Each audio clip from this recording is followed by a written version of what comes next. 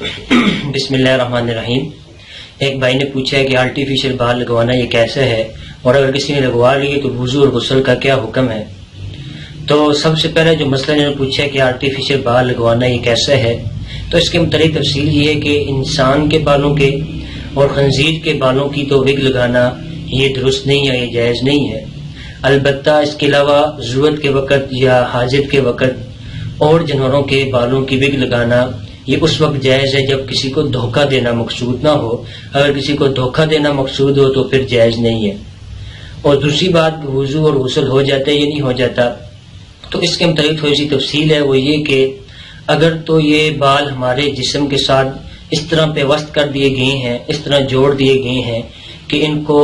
اتارنے کے لیے اکھاڑنا پڑتا ہے یا کاٹنا پڑتا ہے، یعنی مشقت لازم آتی ہے، حرج لازم آتا ہے، تو اس صورت میں ان کو اتارنا ضروری نہیں ہے، بلکہ وضو اور غسل ان کے ہوتے ہوئے بھی ہو جائے گا۔ دوسری صورت کہ اگر یہ ہمارے جسم کے ساتھ اتنے پیوست نہیں ہے پکے، بلکہ اتر سکتے ہیں اور اتارنے میں کوئی مشقت لازم نہیں آتی، نہ کوئی حرج لازم آتا ہے، تو اس صورت میں وضو کے اندر بھی مسح کرتے وقت اتارنا ضروری ہے، اور فرض غسل کرتے وقت بھی اگر پانی پہنچنے میں رکاوٹ ہو تو ان کو اتارنا ضروری ہوگا، ورنہ غسل نہیں ہوگا۔